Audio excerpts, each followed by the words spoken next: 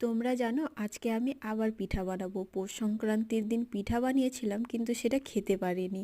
আমার একটা অভ্যেস খুব খারাপ আছে, কোনো কিছু খেতে ইচ্ছে করলে শখে শখে তো সেটা বানিয়ে নিই, কিন্তু বানাতে বানাতে আমার মনটা ভরে যায় আর খেতে ইচ্ছা করে না, তো সেই দিনও আমি খেতে পারিনি। তোমাদের কার কার সাথে এমনটা হয় কমেন্ট করে অবশ্যই জানাও একটু। তো দেখো সেদিনের মতন আবার আজকে ভাবলাম দুধের পিঠা বানাবো। তো ওইদিকে দুধটা গরম হচ্ছিলো আর এইদিকে সরা পিঠাগুলো বানাচ্ছিলাম। কিন্তু পৌষ সংক্রান্তির দিন একটুকুও আমি মুখে দিতে পারিনি, পরের দিন একদম শরীর খারাপ হয়ে গিয়েছিল, তো সেই জন্য খেতে পারিনি। তো আজকে একটু মনটা টানছিল খাওয়ার জন্য, সেম ওই আজকেও একই অবস্থা হবে, বানিয়ে নিব, বানিয়ে নেওয়ার পর আর খেতে ইচ্ছা করবে না। কিন্তু আজকে খুব ইচ্ছে করছিল খাওয়ার জন্য, সেই জন্য ভাবলাম একটু করে বানাবো, বেশি বানাবো না।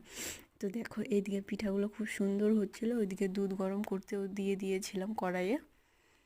আমার যখন যেটা খেতে ইচ্ছা করে সেটা আমি বানিয়ে নিই, কিন্তু কি করব, ওই বানাতে বানাতে মন ভরে যায়, তখন আর খেতে ইচ্ছা করে না, সেই জন্য আমার বরের কাছে আমি বকা খাই।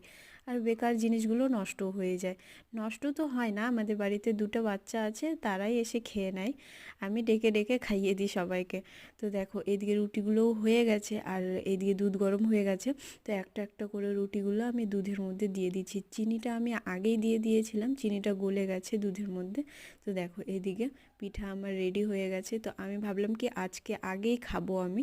তো আমি একটা করে তুলছিলাম একটা বাটিতে করে, আমি ভাবলাম আগে আমি আজকে টেস্ট করে দেখি, না হলে এই সেদিনের মতো আবার বানিয়ে রেখে দেবো, পরে আর খেতে পারবো না। তো আজকে আমি নিয়ে বসে পড়লাম। চলো তাহলে ট্রাই করে দেখি কেমন হয়েছে, সেদিন তো মুখে দিতে পারিনি, তো আজকে দিয়ে দেখি কেমন হয়েছে। তো মুখে দেওয়ার সাথে একদম গলে গেল মুখের মধ্যে, দারুণ হয়েছিল। সেদিনেরটা জানি না কেমন হয়েছিল, কিন্তু আজকেরটা ভীষণ টেস্ট হয়েছিল খেতে।